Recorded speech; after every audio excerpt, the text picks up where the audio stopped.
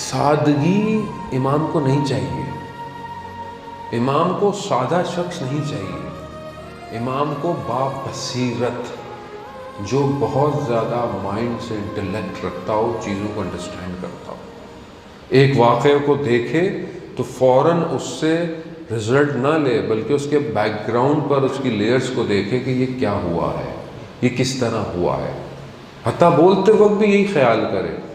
آپ بعض اوقات ہم کچھ کر رہے ہوتے ہیں، کہتے ہیں نہیں اس کو ہمیں نہیں پتہ چلے گا، نہیں، یہ صرف آپ کے اوپر اثرات نہیں پڑتے، یہ اثرات، اس کے ریفلیکشنز آنے والی نسل تک، لوگوں تک چلا جاتا ہے۔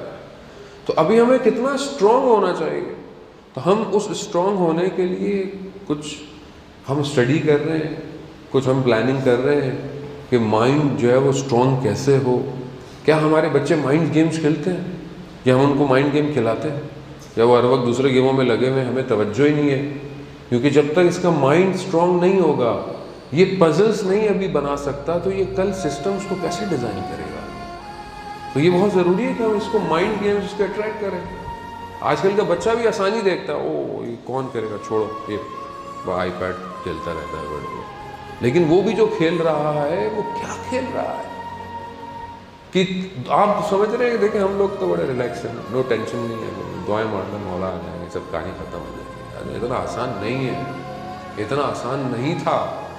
بنی اسرائیل دعائیں کرتی رہی کہ پروردگار بھیج اس کو جو مجھے نجات دے ہماری قوم کو۔ خود خدا نے بھیجا حضرت موسیٰ کو، بھیجا، حضرت موسیٰ آئے، حضرت موسیٰ بنی اسرائیل کو لے گئے اپنے ساتھ۔ آپ کے سامنے واقعہ قرآن تعریف کر رہا ہے، دریائے نیل میں راستے بن گئے، دریائے نیل میں راستے بن گئے، یہ راستوں کو کراس کرتے ہوئے ادھر چلے گئے۔ معجزہ دیکھا انہوں نے، فرعون کو ڈوبتے دیکھا انہوں نے، وہاں جائے، قرآن کہتا ہے گزرے، دیکھا ایک قوم بتوں کی پوجا کر رہی تھی۔ انہوں نے کیا کہا حضرت موسیٰ سے؟ قرآن کی آیت ہے کہ اے موسیٰ ہمارے لیے بھی ایسے معبود بناؤ۔ یعنی وہ قوم جو نجات مانگتی ہوئی، معجزے دیکھتی ہوئی آئی، اور اے موسیٰ ہمارے لیے بھی ایسے بت بناؤ۔ کیا وجہ تھی؟ کیا وجہ تھی حضرت موسیٰ جب غیبت میں گئے، جب کوہ طور کی طرف، اور 10 دن بڑھ گئے، تو یہ جب واپس آئے تو یہ سامری کے بنائے ہوئے اس جانور کا، اس گوشالے کو کہنے لگے کہ یہ موسیٰ کا رب ہے۔ کیا وجہ ہے؟ قرآن کیا ہمیں بتا رہا ہے؟ قرآن ہمیں قصے کہانیاں جو سنا رہا ہے، واقعات جو سنا رہا ہے، یہ کسی لیے ہے؟ قرآن کہتا ہے میں عبرت کے لیے سنا رہا ہوں، تم اس سے لیسن لو، تم اس سے دیکھو کہ ویئر یو آر اسٹینڈنگ۔ آج کل کے دور میں ابھی امام نہیں ہے ہمارے پاس، مطلب ظاہراً نہیں ہے امام، غیبت میں کتنے سامری پیدا ہو گئے، کتنے سامری کی دکانیں پیدا ہو گئی ہیں۔ ایک کہتا ہے میں اچھا ہوں، ایک کہتا ہے میں اچھا ہوں۔ تو چلے ریلیجن تو اٹس اے فار ٹاک کہ اگر آپ ڈفرینٹ ریلیجن کی بات کریں، بٹ اسٹل آئیڈیالوجیز جو دنیا میں گھوم رہی ہیں، جو ریلیجن سے بھی اپنے آپ کو کہتی ہیں ہم فراتر ہے، مگر آپ چلے سب کو چھوڑ دیں، آپ خود اپنے تشیع میں آئیں، کتنی دکانیں کھل گئی ہیں، یہ پڑھ لو، یہ یوں کر لو، یہ صحیح نہیں ہے، وہ صحیح نہیں ہے۔ یہ سب کیا ہے؟ یہ سب آپ کو گریب کرنے کے لیے، کہ آپ کے ذہنوں کو اصل ہدف سے دور کر دیں۔ آپ صحیح کیسے ہوں گے؟ اب آپ بولیں مولانا پھر ابھی کیا کریں؟ وہ سٹیپ ڈھونڈیں جو کربلا والوں کے قدم تھے۔ ساری زندگی کیوں کہا گیا کہ امام حسین کی مجلس برپا کرو؟ تاکہ سمجھو کہ امام حسین کے اصحاب کا راستہ کیا تھا۔ پہلی چیز جو امام حسین کے اصحاب کے اندر، خوبیاں تو بہت ساری ہیں، لیکن علماء بیان کرتے ہیں کہ پہلی چیز وہ یہ تھی کہ قلب پاک تھا۔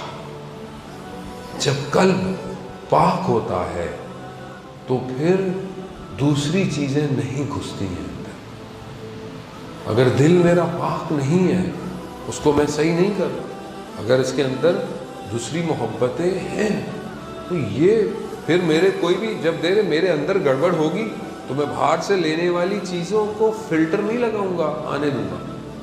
جب وہ آئیں گی، بس آ گیا کھانا بنایا، ایک ہماری سسٹر کسی مائل بہن میں کھانا گھر میں کھانا بنایا، کھانا خراب بن گیا مثلا.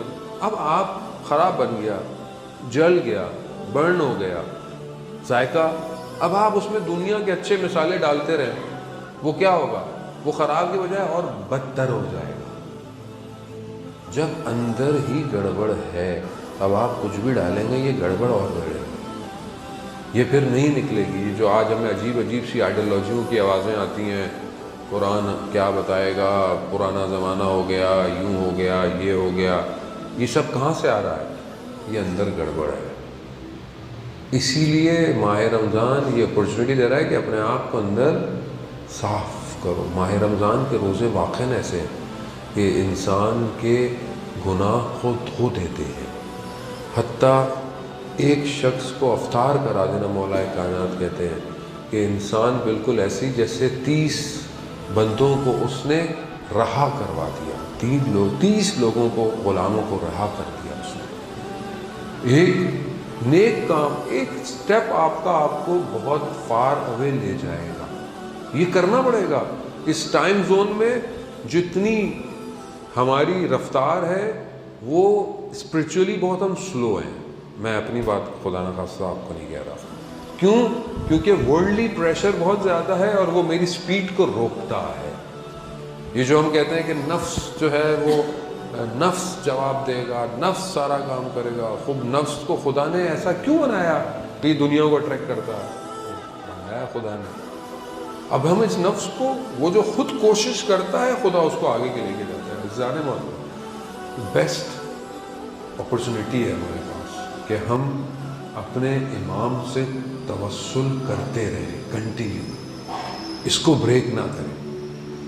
آج جمعے کا دن تھا، فرائیڈے تھا، آج امام کی زیارت ہے، امام کے ظہور کا دن. ہم میں سے، میں اپنے آپ سے کہہ رہا ہوں، کتنی دیر ہم نے امام کو یاد کیا آج؟ کتنی دیر ہم نے امام کے بارے میں سوچا؟ یا کوئی کام میں نے امام کی خاطر کیا کہ میں مولا آپ کی خاطر ہی کام کرتا ہوں؟ اس کا خود میں اپنے آپ کو دیکھوں کہ میں اگر نہیں، دیکھیں جب آپ تڑپیں گے تو سامنے والا بھی تو اظہار کرے گا. ابھی آپ بار بار مجھے بولیں گے صاحب آ جائیے آ جائیے آ جائیے، 1 دفعہ 2 دفعہ بولوں گے، 10 دفعہ کہہ رہا ہے چلو چلے ہی جاؤ. جب میرے جیسا چھوٹا سا شخص کسی کے اصرار پر دعوت ایکسیپٹ کر سکتا ہے، وہ تو کریم ہے، وہ تو اللہ کے نمائندے ہیں، وہ تو رحمان کے بندے ہیں، کمال ہے انسان، وہ کیوں نہیں کرے؟ لیکن ہم کتنا تڑپتے ہیں عزیزان محترم.